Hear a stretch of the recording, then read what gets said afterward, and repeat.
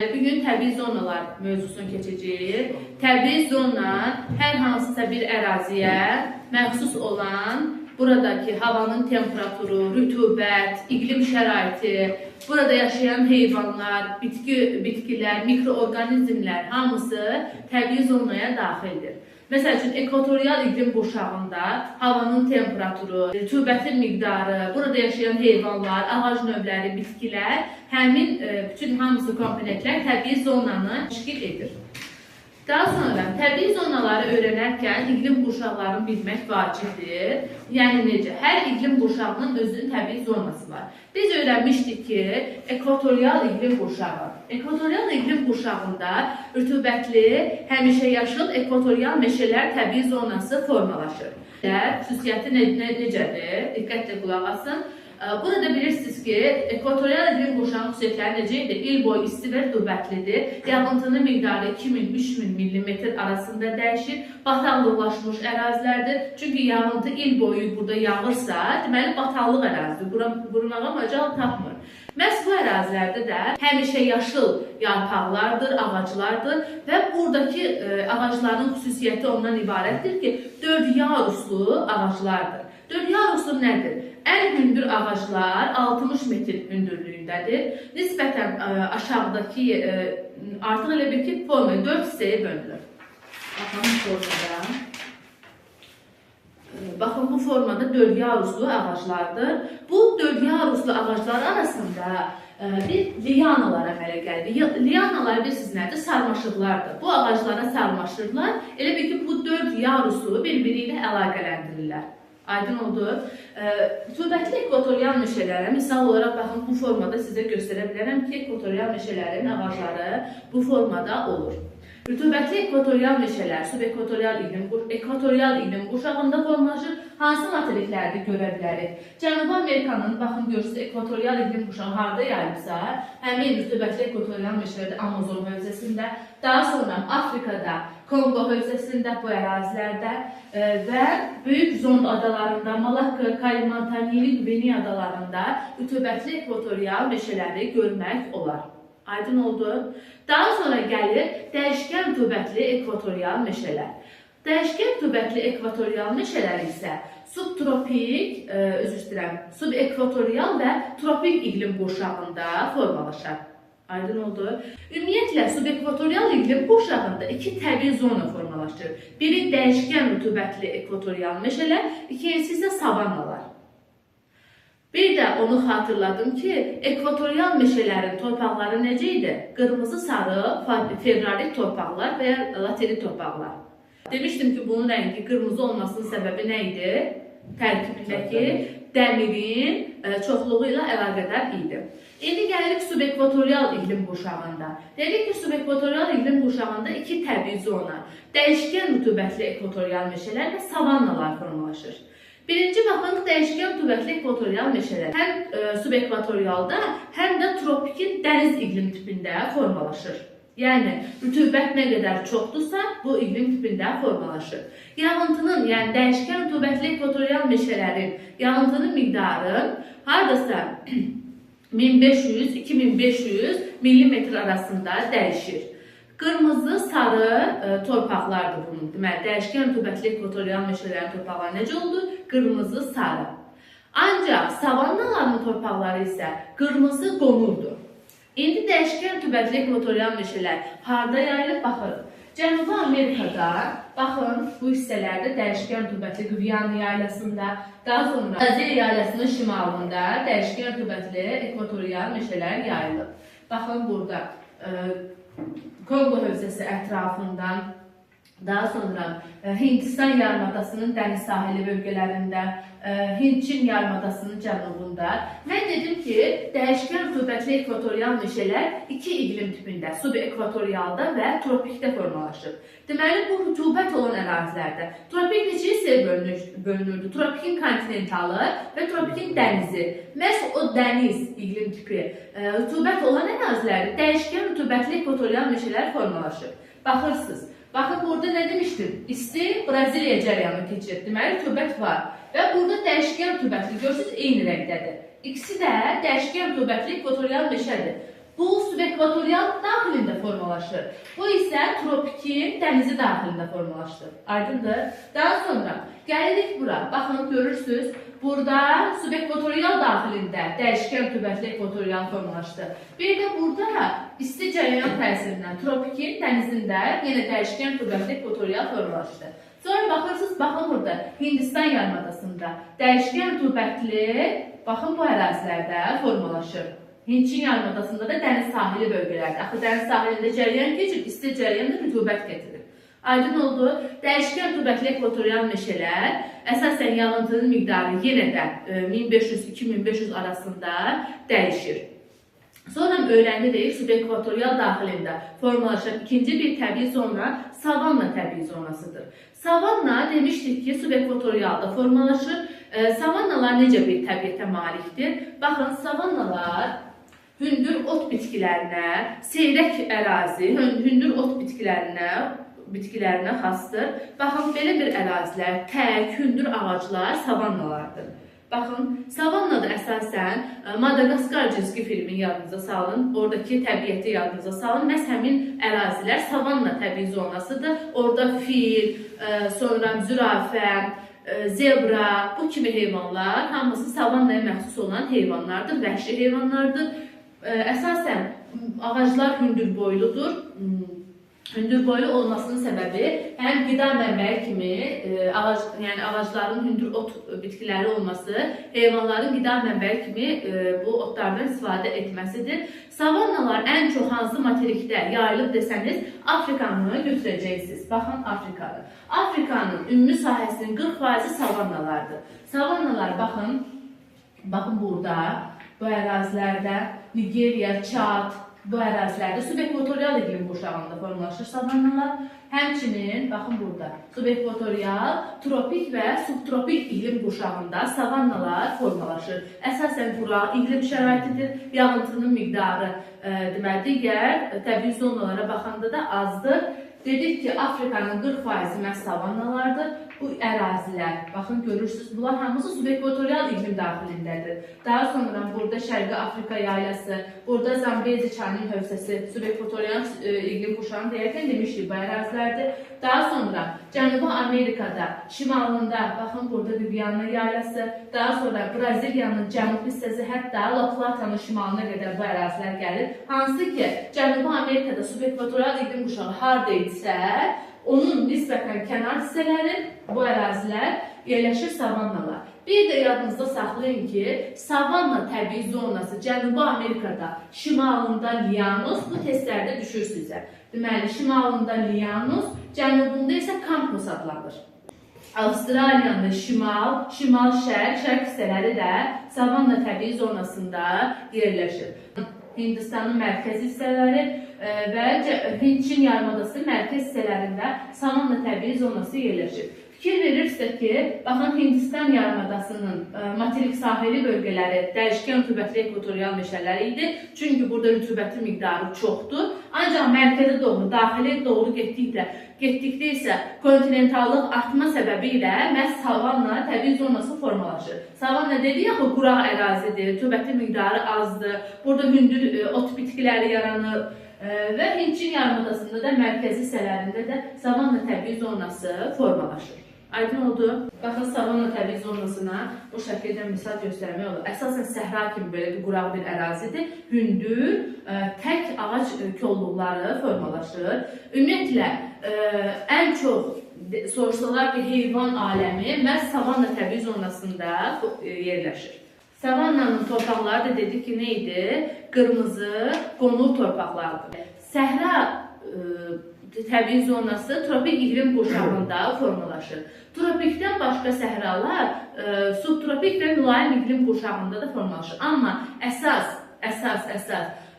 səhra, deməli, səhra tropik iqlim qurşağına aiddir. Dünyada ən çox səhra bölgəsi məhz harda yerləşir? Afrikada yerləşir. Baxarıq, səhranın torpaqları necədir? Boz qonur torpaqlardır. Rütubətli miqdarı sıfırdan aşağıdır. Quraq ərazidir. Daha sonra yağıntıların illik miqdarı 200, maksimum 300 mm yağıntı düşür. Yağıntı miqdarı da azdır. deməli, səhralar baxırıq. Deməli, Cənubi Amerikada səhra sizcə harda olar? Cənubda. Bəli, baxın burada Atakama səhrası demişdik ki, soyuq Peru cəryanının təsiri ilə dünyanın ən quraq bölgəsi məhz Atakama səhrasıdır. Bu da tropiki kontinentalında yerləşir, tropik iqlim qurşağında gördünüz ki, deməli yerləşir bu Peru cəryanının təsiri ilə. Daha sonra baxın Kaliforniyanın şimalında soyuq Kaliforniya cəryanı ilə buradakı səhralar formalaşır. Məhz yəni bu da tropik səhra zonasına aiddir. Sonra Afrikanın şimalındakı böyük deməli səhra, yəni Sahara səhrası, burada Liviya səhrası, Ərəbistan yarımadasında yerləşən Rubəlxay, böyük Nəhmud, kiçik Nəhmud səhraları da səhra təbii zonasına aiddir. Həmçinin cənubda buradakı soyuq Benga cəryanı ilə Namib səhrası və materik daxili mövqedən hansı səhra idi? Hansı ki, ən qalın qum örtüyünə malik idi?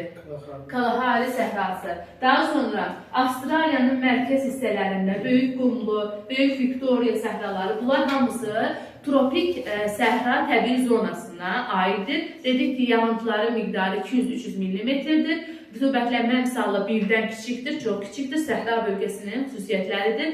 Əsasən burada yaşayan heyvanlar hansılardır? Sürünənlər, ilan, kərtənkələ, bu kimi heyvanlar, timsahlar hamısı səhra bölgəsindədir. Bitkilərdən yovşan, dəvətikanı kimi bitki növlərində yerləşir. Səhra zonasına aiddir. Dedik ki, səhra zonası tropik iqlim qurşağındadır. Amma tropikdən başqa subtropik və mülayim iqlim qurşağında da səhra formalaşa bilər. Buna hansını misal göstərmək olar? Baxın, burada demişdik ki, Dəşti Kəbir və Dəşti Rüd səhraları Mesopotamiya yaxınlığında, həmçinin burada Qazaxıstanın cənubunda Qızılqum, Qaraqum səhraları, burada Qobi səhrası, Təklə Məkan səhrası. Bunlar tropik iqlim qurşağında deyil, mülayim və subtropik iqlim qurşağındadır. İqlim qurşağında yaranan səhralardır. İndi soruşa bilərsiniz ki, ay müəllim, axı səhralar tropik iqlim qurşağına aid xasdır. Amma bu mülayimdə və subtropikdə səhranın yaranmasının əsas səbəbi materik daxili mövqeyidir. Baxın, bunlar materikin daxilində yerləşir, okeanlardan çox uzaq yerləşir. Okeanlardan gələn rütubətli hava şəraiti gəlib çatmır. Həmçinin bu səhralar Himalay dağları, buradakı Himalay dağları qarşısını kəsir ki, Hind okeanından gələn hava kütlələrindən bilirsiniz ki, dəniz üzərindən rütubətli hava yağış gətirir. Məhz buradakı Himalay dağları kəsir ki, Hind okeanından gələn rütubətli hava bu səhralara gəlib çıxmır və bu ərazilərdə quraq iqlim şəraiti yaranır.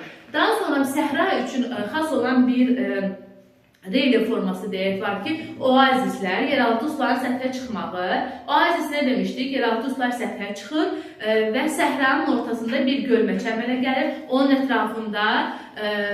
ətrafında ağaclar, bitki, elə bir ki, səhrada yaşayan heyvanlar üçün, bitki aləmi üçün bir ümid rolunu oynayır. Baxın, səhra əsasən, baxın belə, quraq səhra nəzərdə tutulur. Oazis isə, baxın, səhranın ortasında bir sudur, yeraltı sular səthə yaxın çıxır, ətrafında ağaclar, su olan yerdə bilirsiniz ki, ağaclar, bitki, heyvan aləmi də canlanır. Baxın, görürsünüz, səhranın ortasında bir oazisli çıxıb ortalığa və ətrafında su, şirin su mənbəyidir olar, duzlu su deyil. Baxın, görürsünüz, burada da səhranın ortasında bir oazislərin meydana çıxıb. Daha sonra gəlir subtropik iqlim qurşağı. Subtropik iqlim qurşağı daxilində Aralıq dəniz iqlim tipində coğyarpaqlı və həmişəyaşıl meşələr təbii zonası formalaşır və torpaqlar dedik ki, qəhvəyi torpaqlardır. Ümumiyyətlə, Aralıq dəniz iqlim tipi suvarma əkinçiliyi tərtib olunan bir tipdir. Niyə görə? Bilirsiniz ki, Aralıq dəniz iqlimində nə vaxt yağıntı düşür? Qış aylarında yağıntı düşür. Qış aylarında yağıntı düşürsə, deməli, yayda artıq burada suvarma tətbiq olunur. Buranın meyvələri sitrus meyvəçiliyidir, banandır, portaxaldır, limondur, naringil kimi bitkilər bu təbii zonanın bitkiləridir. Sonra dedik ki, harada yaranır? Avropanın cənub hissəsində, Piriney yarımadasında, İtaliyada, daha sonra Kiçik Asiya yarımadasında, Balkanların cənubunda, sonra burada Əlcəzair, Tunis, Mərakeş kimi dövlətlər arasında coğyarpaqlı həmişəyaşıl meşələr var. Şimali Amerikanın qərb hissəsində San Francisco və Los Angeles şəhərləri yerləşir coğyarpaqlı və həmişəyaşıl meşədə. Cənubi Amerikanın burada Çilinin Santiago şəhəri məhz orada yerləşir. Sonra Afrikanın cənubunda Car ərazisində Cape Town şəhəri də yerləşir codyarpaqlı həmişəyaşıl meşələrdə. Sonra Avstraliyanın cənub-şərqində Aralıq dəniz iqlim tipində codyarpaqlı formalaşır. Həm də cənub-şərqində burada bərabər rütubətli iqlim tipi var ki, onun da daxilində məhz formalaşır codyarpaqlı həmişəyaşıl meşələr. Aydın oldu codyarpaqlı meşələr. Deməli, hansı iqlim daxilində formalaşırdı? Aralıq dəniz iqlim tipində formalaşırdı. Burada əsasən sitrus meyvəçilikdir, suvarmə əkinçiliyi tətbiq olunur. Avropada, bütün demək olar ki, Antarktidadan başqa bütün materiklərdə rast gəlinir. İndi isə subtropik iqlim qurşağına daxil olan başqa bir təbii zon haqqında danışacağıq. Bu da yerləşir çöl və meşəçöl. Çöl və meşəçöl təbii zonası insanlar tərəfindən daha çox mənimsənilən təbii zonadır. Məsələn, qara torpaqlar üstünlük təşkil edir. Dünyanın ən böyük taxılçılıq mərkəzləri, ən çox taxıl becərilən torpaqları məhz çöl təbii zonasındakı qara torpaqlardır. Çöl zonası əsasən subtropik və mülayim iqlim qurşağında formalaşır. Şimali Amerikada, baxın, bu hissədə sarı rəngdə subtropik və mülayim daxilində çöl zonası formalaşır. Həmçinin Cənubi Amerikada, baxın, La Plata ovalığı ərazisində, həmçinin Patagoniyanın şimalında çöl zonası formalaşır. Və burada Avrasiya materikində Qazaxıstan, Ukrayna, Rusiyanın cənub hissələrində, həmçinin baxın Çinin şimal-şərq hissələrində çöl zonası formalaşır. Dünyanın ən böyük taxıl yəni burada istifadə olunur. Həmçinin insanlar tərəfindən də ən çox mənimsənilən təbii zona məhz çöl zonasıdır. Bir də nəzərinizdə saxlayın ki, çöl zonası Şimali Amerikada prairie adlanır. Nədir? Prairie. Təkrarlayın. Prairie.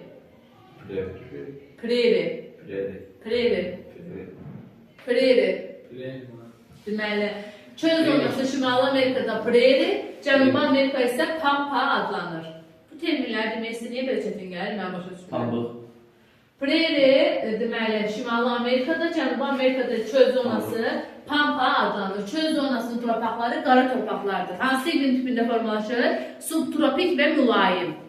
Və Rusiyada, həmçinin Avrasiyada yerləşən çöllər isə step adlanır. Step bilirsiniz, konfet adıdır, oradan yadınızda qalar. Deməli, Rusiyada, həmçinin Avrasiyada, Qazaxıstanda yerləşən çöllər step adlanır. Şimali Amerikada yerləşən çöllər prairie, Cənubi Amerikada isə pampa adlanır. Baxın, Şimali Amerikada yerləşən prairielərə bunu misal göstərmək olar. Çöl zonasıdır, ən çox taxıl əkinlərindən istifadə olunur. İndi isə enli yarpaqlı, qarışıq meşə və inlə yarpaqlı meşələr haqqında danışacağıq. Baxın, coğrafiyada ümumiyyətlə, bəlkə riyaziyyatda bilirsiniz ki, ədəd oxu çəkirlər, ortada 0 yazırlar, bir tərəfə müsbət ədədlər, bir tərəfə mənfi ədədlər. 0 onlar arasında bir keçiddir. Ancaq coğrafiyada elə deyil. Təbii zonalar bir-birini əvəz edərkən birdən-birə keçmirlər bir-birinə. Məsəl üçün, baxın, deyirəm ki, sizə enli yarpaqlı meşələr. Enli yarpaqlı meşələr əsas ağac formaların, baxın, enli yarpaqlı meşələrdə əsas ağac formaları bu formadadır.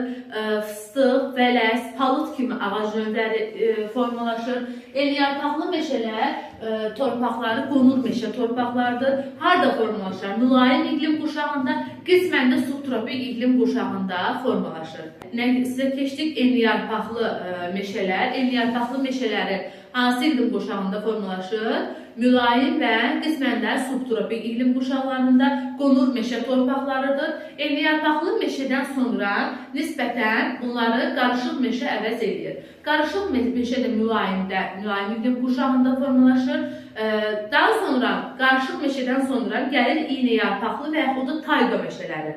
Qarışıq meşənin torpaqları çimli podzol, iynə yarpaqlı tayqa meşələrinin torpaqları isə podzol torpaqlardır. Bunlar bir-birini əvəz edir. dəniz sahilindən materikin daxilinə doğru bu təbii zona bir-birini əvəz edir. Baxın, nə demək istəyirəm indi sizə. Görürsünüz Avrasiya materiki. Burada dəniz sahili bölgələr, düzdür, mülayim iqlim qurşağında dəniz sahili bölgələrdir. Burada mülayim dəniz iqlim qurşağı yerləşir. Mülayim dəniz iqlim qurşağı daxilində enli yarpaqlı, baxın görürsünüz, enli yarpaqlı meşələr və açıq bu rəngdələr, açıq rəngdə enli yarpaqlı meşələr, torpağı da demişdik ki, qonur meşə torpağıdır. Artıq materikin daxilinə getdikcə bunlar qarışıq meşə, elə bir ki, enliyarpaqlı meşədir, amma daxilində tək-tək enliyarpaqlı meşələrdə ağaclar da vardır. Baxın, enliyarpaqlı ağaclar isə bu formada, iynə formasındadır, küknardır, sonra şam ağacları enliyarpaqlı meşələrə nümunə çəkə bilərik. Baxın, görürsünüz, bura tayqadır, yəni ki, enliyarpaqlı meşə, enliyarpaqlı tayqa zonası deyirlər. Bura yerləşir, baxın, görürsünüz, açıq rəngdə 4 olan. Bura tayqa meşəsidir, tayqa meşəsi. Bunlar arasında keçid olan qarışıq meşədir. Dəniz sahili ərazilərdə isə mülayimin dənizində formalaşır. Nə? Enliyarpaqlı meşələr. Aydın oldu. Elə bir ki, iqlim qurşaqlarına uyğun baxırsınız. Materikin sahilindən içəri doğru getdikcə ağac formaları da bir-birini əvəz edir. Materik sahillərində, baxın, burada mülayim dənizdə hansı təbii zona formalaşdı? Enli yarpaqlı. Yarpaqları enli formadadır. Fıstıq, vələs, palıd ağacları buna misaldır. Daxilə getdikcə mülayim kontinental iqlim tüpü var. Bilirsiniz, iqlim tüpləri bir-birinə belə əvəz edir. Mülayim dəniz, mülayim kontinental və kəskin kontinental. Mülayim dənizdə formalaşır enli yarpaqlı ağaclar, qonur meşə torpaqlarıdır.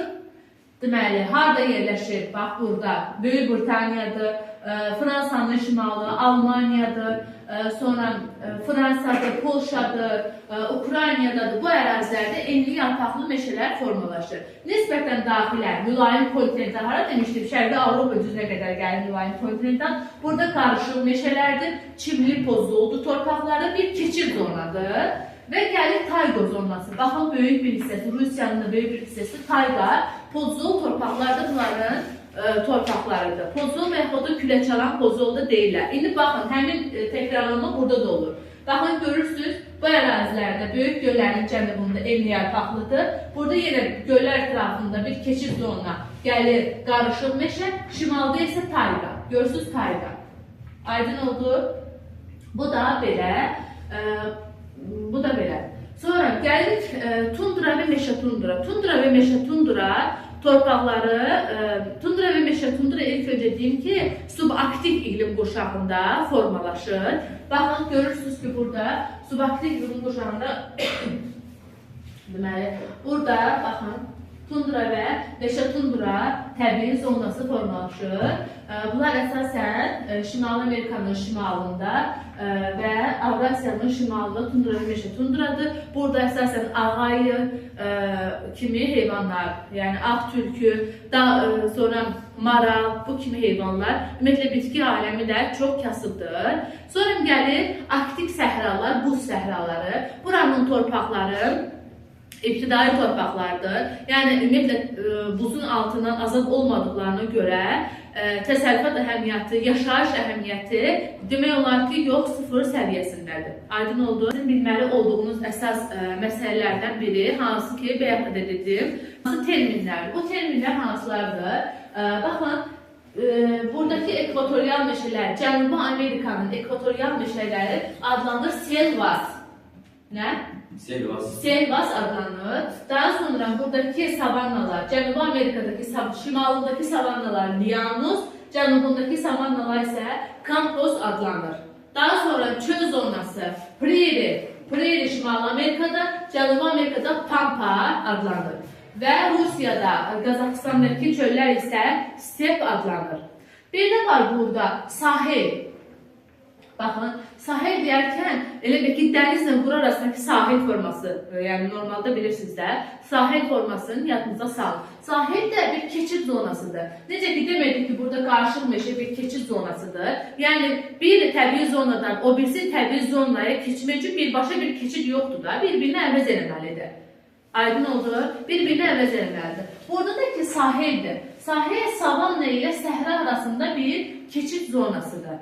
Yəni ki, tropiklə subekvatorialla tropik arasında bir keçid zonasıdır. Burada yaşayan heyvanlar əsasən mövsümlə əlaqədar olaraq köç edirlər. Yəni subekvatorialdan tropikə, isti vaxtı tropikə köç edirlər. Çünki buradakı yaşayış, hava, iqlim şəraiti onların köç edilməsinə şərait yaradır. Aydın oldu. Təbii zonalardan düşünürəm ki, başqa işlər qalmadı. Bunlar iyidir.